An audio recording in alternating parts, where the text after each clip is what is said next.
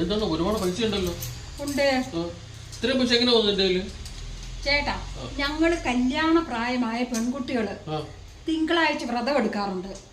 കേട്ടിട്ടുണ്ട്. ഞാൻ കല്യാണത്തിന് മുമ്പ് കുറെ കാലം ആ വ്രതം എടുത്തിരുന്നു. വ്രതം കഴിയുമ്പോ ഞാൻ ദൈവത്തിനോട് പറയും, ദൈവമേ എനിക്ക് നല്ല ഒരു ഭർത്താവിനെ തരികയാണെങ്കിൽ ഈ നാണയം ഞാൻ നേർച്ചപ്പെട്ടിയിൽ ഇട്ടേക്കെന്ന് പറഞ്ഞു ഒരു നാണയം ഞാൻ എടുത്ത് മാറ്റി വെക്കും. അങ്ങനെ എടുത്തു വെച്ച നാണയങ്ങളാണ് ഇതെല്ലാം. അത് ശരി.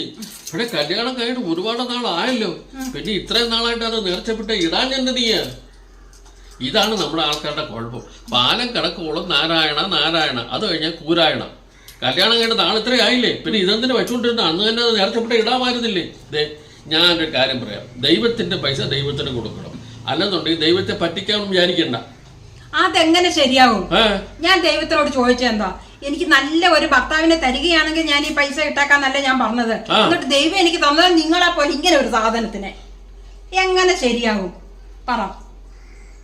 ദൈവമല്ല ശരിക്കും എന്നെ പറ്റിച്ചത്.